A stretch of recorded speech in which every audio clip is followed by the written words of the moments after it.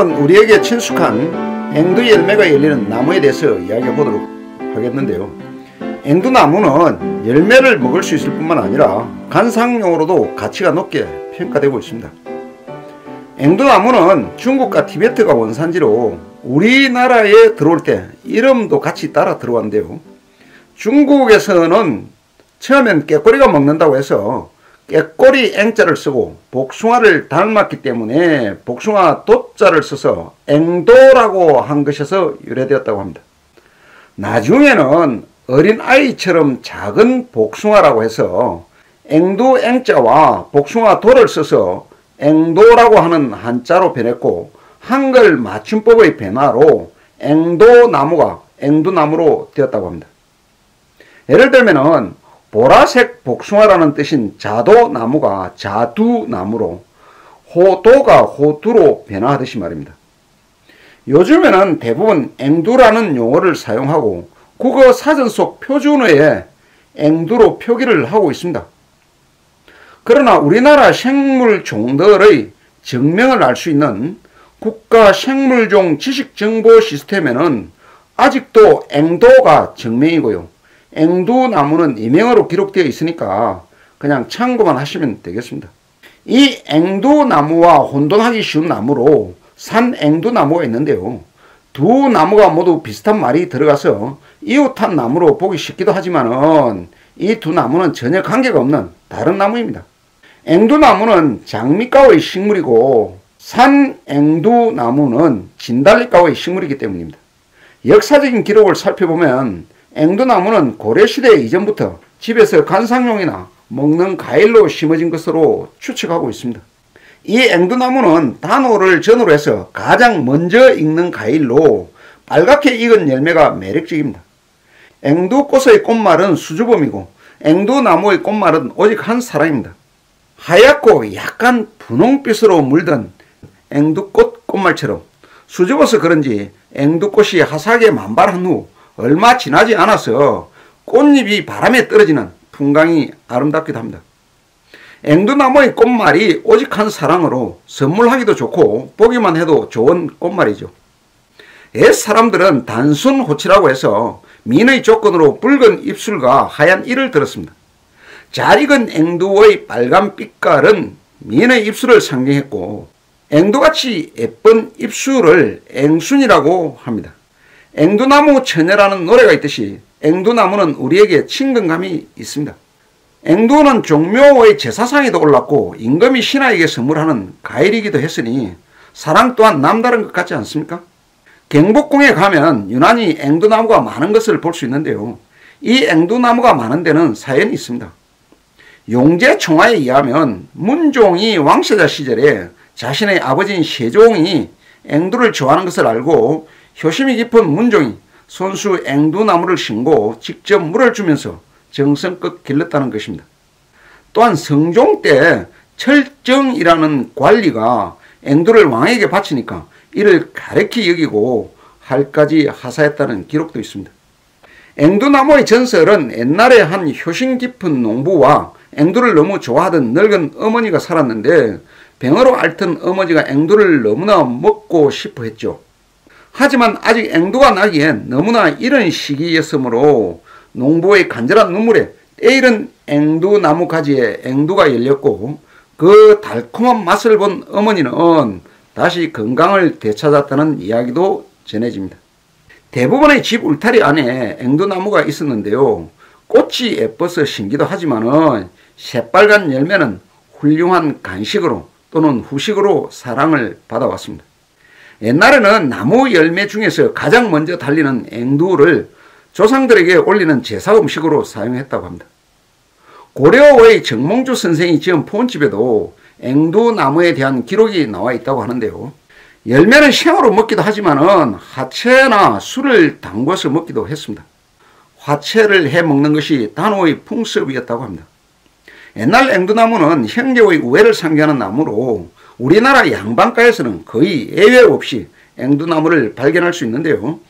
이 앵두나무가 형제 간의 우애를 상징하는 이유는 열매가 다닥다닥 달리기 때문이라고 합니다. 일반 민가에서도 앵두나무를 울 안에 한두 그루 심으면 뱀이 범접을 못한다고 해서 신고 가꾸었다고 합니다. 옛날에 앵두나무는 아주 귀한 대접을 받던 나무인 것을 짐작할 수 있겠습니다.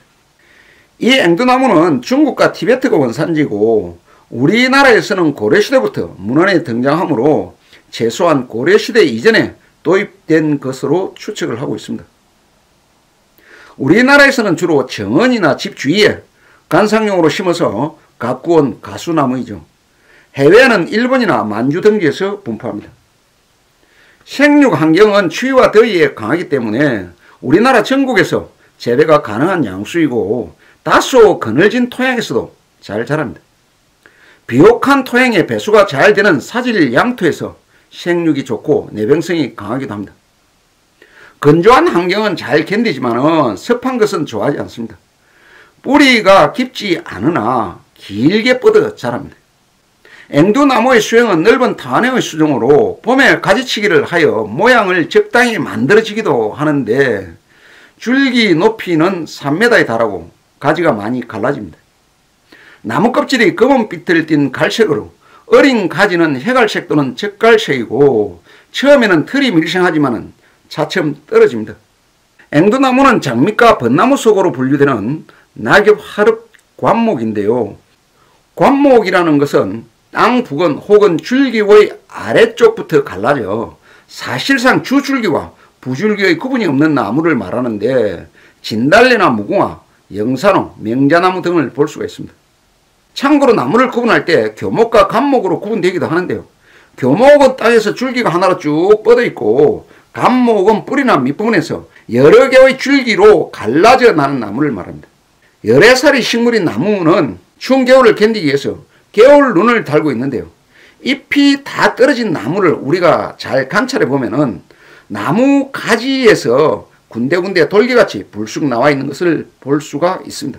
이것을 우리는 식물의 겨울눈이라고 말합니다. 나무의 겨울눈 속에는 생명의 주머니로 모든 것이 들어있는 만큼 내년에 새 가지가 되고 새 잎이 되고 꽃이 될 어리고 연약한 것이 모두 이 겨울눈 속에 숨어있죠. 겨울눈은 겨울에 만들어지는 것이 아니고 여름부터 만들어서 새 봄을 준비한다고 합니다. 대부분의 나무들이 이 겨울눈을 만들어서 혹독한 겨울을 이겨내고 봄이 되면 이 겨울눈 속에서 꽃도 피고 잎이 나오죠. 겨울눈은 나무들의 생존 전략일 것입니다. 잎눈과 꽃눈을 추위로부터 보호를 해서 내년에 다시 태어나기 위해서 만들어집니다. 겨울눈은 비닐이나 털로 단단히 덮여 있어서 추워도 얼지 않는답니다. 앵두나무의 겨울눈은 난행어로 끝이 뾰족하고 백색 털이 있는데요. 겨울눈 속에서는 새 생명이 한창 밖으로 나갈 준비를 하고 있을 것입니다. 생명의 주머니에서 꽃과 잎을 내미는 그날을 기다리면서 겨울눈은 생명을 품고 기다립니다. 나무 잎은 어긋나기로 타원형 또는 달걀을 거꾸로 씌운 모양이고 길이가 5에서 7cm로 끝이 뾰족하고 밑부분이 둥글면서 가장자리에 톱니가 있습니다. 잎 표면에 잔털이 있고 뒷면에 털이 빽빽히 있죠. 잎자루는 우리가 흔히 엿뱅이라고 합니다. 이 잎자루는 길이가 2에서 4mm이고 털이 있습니다. 앵두나무 꽃은 양성화로 4월에 잎보다 꽃이 먼저 피거나 또는 같이 피기도 하죠. 꽃색은 흰빛 또는 연한 붉은빛으로 꽃의 지름은 1.5에서 2cm이고 한두 개씩 달립니다. 꽃받침은 원통 모양이면서 5개로 갈라지고 갈라진 조각은 타원 모양으로 잔 톱니와 털이 있습니다. 꽃잎은 5개로 넓은 달걀을 거꾸로 씌운 모양이고 끝이 둥글죠. 암술은 꽃잎보다 짧고 수술은 20개에서 25개 정도로 많습니다. 열매는 부드러운 가육 속에 단단한 핵으로 쌓인 씨가 들어있는 핵가로서 지름이 1cm의 둥근 모양이고 6월의 붉은빛으로 반들반들하게 익습니다. 이 열매로 술을 담가서 마시면 피로회복과 폐 등 호흡기 질환 예방에 좋다고 합니다. 열매자루가 거의 없이 열매가 가지에 바짝 붙어서 열리기 때문에 비슷하게 생긴 산옥매와는 다른데요. 산옥매는 산에서 자라는 매화나무로서 이들 가는 구분이 됩니다.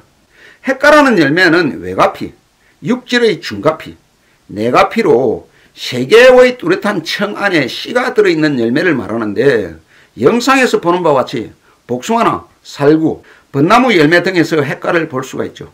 번식 방법으로는 실생 및 접목 또는 삽목으로 번식을 하는데요. 앵두나무의 실생은 7월에 익는 열매에서 채취한 종자를 저온 저장하였다가 당해 연도 가을이나 이듬해 봄에 손가락 2~3마디 깊이에 파종합니다. 파종 후에는 수확까지 시간이 걸리는 작물이므로 씨앗보다는 묘목으로 번식하는 것이 일반적이라는군요. 접목묘의 경우는 접목 부위의 비닐을 반드시 벗겨주어야 하고 삽목은 2월과 3월에는 겨울가지를 6월에는 새가지를 배수가 좋은 땅에 삽목을 한다는군요. 그렇지만은 뿌리 삽목이 더 잘 된다고 합니다. 앵두나무의 용도는 예로부터 농촌 및 도시에서 울 밑에 앵두나무를 심어 꽃과 열매를 감상하면서 가실로도 사용하였고 독립수나 차폐용, 경계 식자용으로 이용하는데요. 전정이 강하기 때문에 생울타리용으로 적합합니다. 이 밖에도 앵두나무의 앵두는 피로회복, 노화방지, 혈관 건강, 피부 보습 작용을 해줌으로써 피부 미용에도 뛰어난 효능이 있습니다. 한방에서도 열매와 가지, 잎을 약재로 사용할 뿐만 아니라 앵두씨의 특수 성분을 추출해서 약재로 이용되고 뿌리는 구충작용을 한다고 알려져 있습니다. 다만 일부러 앵두씨를 먹을 사람이 없겠지만 앵두씨를 먹게 되면 장에 탈을 일으킬 수 있으니 주의하여야 한다고 합니다. 이상으로 오늘은 앵두나무에 대해서 알아봤습니다. 감사합니다.